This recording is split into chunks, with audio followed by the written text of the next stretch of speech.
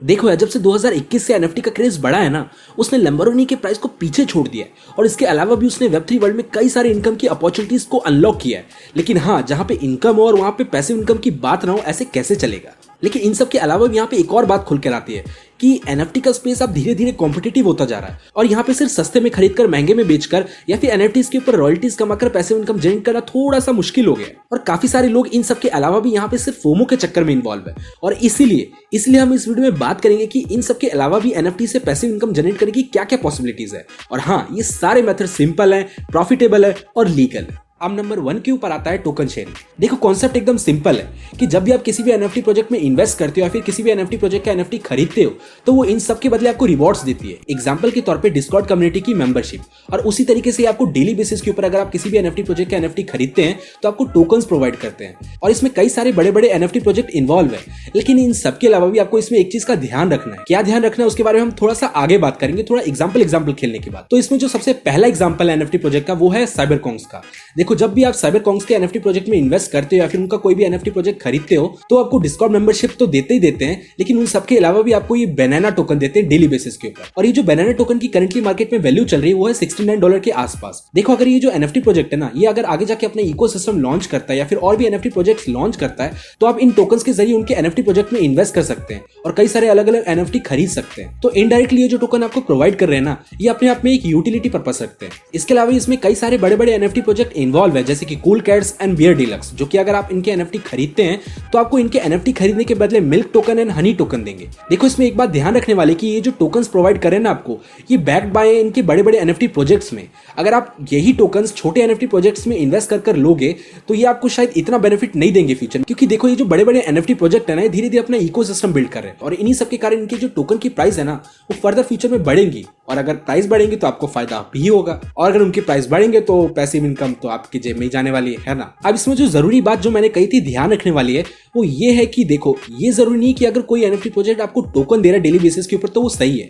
अपनी research definitely करें, क्योंकि कई सारे एनएफटी प्रोजेक्ट अपनी वैल्यूएशन बढ़ाने के लिए या फिर मार्केटिंग स्ट्रेटेजीज के लिए भी इस मेथड का इस्तेमाल करती है, तो सतर्क रहें। तो अब नंबर 2 के मेथड के ऊपर आते हैं, जो कि है प्रॉफिट शेयरिंग। देखो, ये कॉन्सेप्ट एकदम सिंपल है, लेकिन इसको समझने से पहले थोड़ा लॉजिक का गेम खेल लेते हैं। तो देखो, ये जो एनएफटी का क्रिएटर है उसके पास पैसे कमाने की क्या क्या तरीके हो सकते हैं। पहला, कि वो एनएफटी बनाए और डायरेक्टली सेल कर दे सेकेंडरी मार्केट्स के ऊपर, है ना। इससे उसको जो डायरेक्ट सेल आएगी उससे वो प्रॉफिट जनरेट कर सकता है, वो हुआ पहला मेथड। अब दूसरा मेथड जो है प्रॉफिट कमाने का, वो ये है कि जब भी ये एनएफटी कोई भी खरीदेगा या फिर बेचेगा तो उसके ऊपर वो जो छोटा सा हिस्सा होता है ना रॉयल्टी का, वो उसको एज अ प्रॉफिट जाएगा। और बस यहीं से पूरी कहानी शुरू होती है प्रॉफिट शेयरिंग की। कि देखो, ये जो एनएफटी क्रिएटर है ना, उनको ये जो रॉयल्टी मिल रही है वो क्या काम कर सकते हैं, कुछ पोर्शन ऑफ रॉयल्टी का प्रॉफिट वो अपने एनएफटी होल्डर्स के साथ शेयर कर सकते हैं, और इसी को हम कहते हैं प्रॉफिट शेयरिंग। ये जो कॉन्सेप्ट है कई सारे बड़े बड़े एनएफटी प्रोजेक्ट इस्तेमाल कर रहे हैं, जैसे कि नोएडक्स, और कई सारे म्यूजिक एल्बम आर्टिस्ट भी इस्तेमाल कर रहे हैं, जैसे कि ब्लाउ।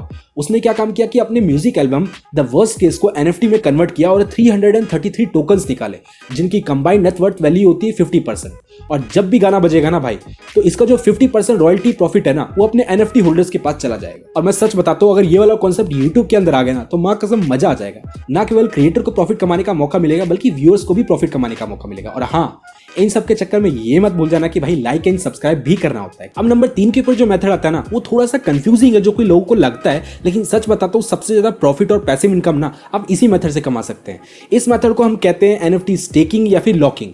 तो देखो, कॉन्सेप्ट एकदम सिंपल है कि कुछ एनएफटी प्रोजेक्ट ना आपको अलाउ करते हैं कि आप उनका एनएफटी खरीदो और उनके प्लेटफॉर्म में कुछ देर के लिए लॉक करो या फिर स्टेक कर दो, और ऐसा करने के लिए वो आपको रिवॉर्ड देंगे in the form of native token. Example के तौर पे वुल्फ एनएफटी इस कॉन्सेप्ट का इस्तेमाल कर रहे हैं कि अगर आप उनके एनएफटी खरीदते हैं और उनके प्लेटफॉर्म में कुछ समय के लिए स्टेक या फिर लॉक कर देते हैं, तो इनके बदले वो आपको आवू टोकन देते हैं, जो कि इनका नेटिव टोकन है। और बस फिर इसके बाद मैं आपको एक बढ़िया सा मेथड बताता हूं जिससे आप आराम से एक पैसिव इनकम जनरेट कर सकते हैं। कि जो आपको नेटिव एनएफटी टोकन मिला है ना, आप इसको एक काम करके डिफरेंट क्रिप्टो करेंसी या फिर टोकन में फ्लिप कर ले, और उसके बाद फिर डिफरेंट लैंडिंग प्लेटफॉर्म जैसे कि आवे, कंपाउंड, ब्लॉकफाई या फिर crypto.com, इन सब पे जाके इसको लैंड कर दे, और उसके बाद फिर बस बढ़िया से पैसिव इनकम का मजा ले। लेकिन हाँ, यहाँ पे एक जरूरी बात ध्यान देने वाली, जो कि मैं हर मेथड के लास्ट में बता रहा हूँ, कि अपनी रिसर्च करके इन्वॉल्व हो, क्योंकि जो मार्केट में 90% एनएफटी है ना, वो ट्रैश है। आने वाले कुछ सालों में इनकी वैल्यू एकदम जीरो हो जाने वाली है, और इसलिए मैं कह रहा हूँ कि रिसर्च करके इसमें इन्वॉल्व हो, और इस मेथड से आप सच में एक कमाल का पैसिव इनकम जनरेट कर सकते हैं थ्रू एनएफटी। अब नंबर 4 के ऊपर जो मेथड आता है वो है रेंटिंग। देखो ये जो कॉन्सेप्ट है काफी ज्यादा इंटरेस्टिंग है और सिंपल भी है, लेकिन ये जो कॉन्सेप्ट है ना ये ज्यादातर गेमिंग प्लेटफॉर्म के ऊपर इस्तेमाल होता है। तो देखो कॉन्सेप्ट एकदम सिंपल है। ये जो गेम्स है ना इनको शुरुआत में खेलने के लिए आपको कैरेक्टर्स की जरूरत होती है, लैंड्स की जरूरत होती है, और ये जो कैरेक्टर्स और लैंड्स है ये एनएफटी की फॉर्म में होती है और काफी ज्यादा महंगी होती है। सच बताता हूं मैं, वल्कन वर्स जो एक गेम है आपको उसको खेलने के लिए शुरुआत में लैंड्स खरीदना होता है, और ये जो लैंड है उसकी कीमत होती है $32,000। तो भाई इस सब से पता लगता है कि भाई खरीदने से अच्छा रेंट पे लेना है, और इसलिए इन सारे गेम्स में प्लेयर्स प्रॉफिट कमाने के लिए इन एनएफटीज को रेंट पे लेना ज्यादा सही समझते हैं। और ये जो प्रोसेस होता है ना एनएफटी को रेंट पे लेने का, ये सारा का सारा स्मार्ट कॉन्ट्रैक्ट के थ्रू होता है कि आप कौन सा टर्म्स एंड कंडीशन लगाना चाहते हैं, कितने ड्यूरेशन के लिए देना चाहते हैं, ये सब का सब स्मार्ट कॉन्ट्रैक्ट के थ्रू होता है। ये कॉन्सेप्ट काफी ज्यादा इंटरेस्टिंग है, लेकिन स्टिल अभी बिगिनर फेज पे है, लेकिन हाँ आने वाले कल में हमें काफी सारे गेमिंग प्लेटफॉर्म में ये देखने को मिलेगा। तो भाई अब आते हैं कंक्लूजन के ऊपर।